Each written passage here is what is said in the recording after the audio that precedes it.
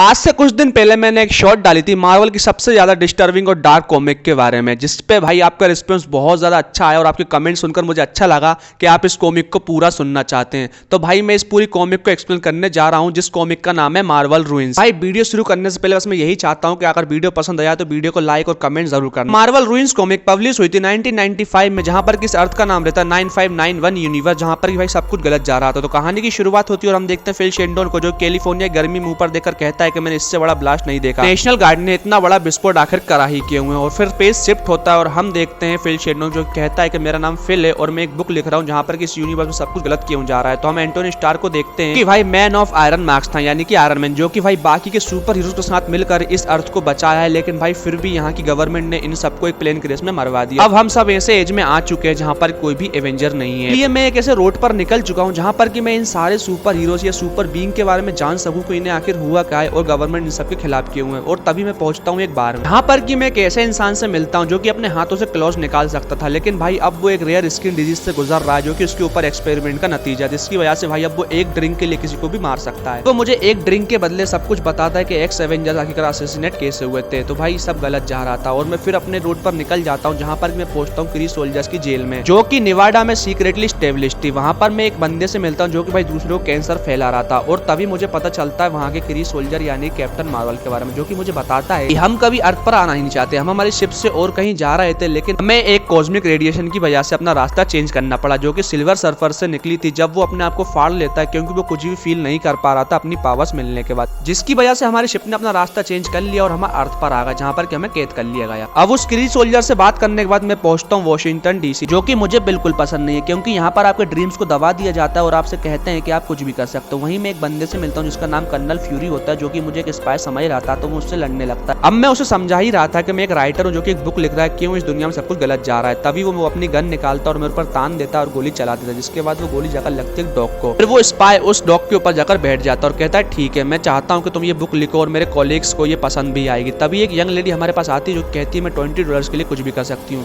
तो फ्यूरी उससे पूछता तुम कितनी ओल्ड हो, तो वो कहते हैं जितनी आप चाहो। तभी भाई वो अपनी बात कर ही रहा था कि अपनी गन निकालकर उस लेडी के ऊपर तान देता है और उसे शूट कर देता है। और फिर मिस्टर फ्यूरी मुझसे कहते हैं कि अब मुझे एक लंबी नींद की जरूरत है और अपनी गन निकालकर खुद को ही शूट कर लेते हैं। And then it was all going wrong. फिर इसके बाद मैं अपनी जर्नी कंटिन्यू रखता हूँ और पहुंचता हूँ शिकागो, जहां पर कि मुझे ऐसे इंसान के बारे में पता चलता है जो कि हाथों में गिरे हुए भी रख रहा था और डीमंस की बात कर रहा था। वो अपनी स्टोरी मुझे सुनाता जो कहता है कि मैं जब डेजर्ट में अपनी गिटार प्ले कर रहा था तभी एक सैंड स्टॉर्म आया और मुझे लग रहा था कि ये बस एक नॉर्मल सैंड स्टॉर्म है, लेकिन तभी एक इंसान अपनी बाइक पर आता है और मुझे धक्का देकर एक तरफ कर देता है, जहां पर कि अब मुझे समझ आ चुका था कि ये एक बम है और वो बम उसके ऊपर फट जाता है, जिसकी रेडिएशन की वजह से वो एक मॉन्स्टर में बदल जाता है और तभी उसका टीमर उसके अंदर से बाहर आ जाता है, जो कि बिल्कुल हेल से आया हुआ डीमन लग रहा था। मैं उसकी बात सुन ही रहा था, तभी मुझे रियलाइज होता है कि वो इतनी ड्रिंक क्यों करता है, क्योंकि भाई ड्रिंक में एक लिक्विड मॉर्फिन रहती है जिससे कि आपको कैंसर के दर से निजात दिलाती है, इसीलिए वो इतनी ज्यादा ड्रिंक करता है, क्योंकि उसे भी कैंसर हो चुका था उस मॉन्स्टर की वजह से। अब मैं वहां से निकल ही रहा था कि तभी मुझे गन शॉट की आवाज आती है और मुझे याद आता है किसी ने मुझसे कहा था कि कैलिफोर्निया की स्नो रेड है और मुझे एक बंदा दिखता है जो कि अपने आप को पनिशर बुलाता है, वो उस गन की बुलेट की वजह से मर चुका है और मैं अभी मरना नहीं चाहता क्योंकि मैं इस बुक को कंप्लीट करना चाहता हूँ। To be continue.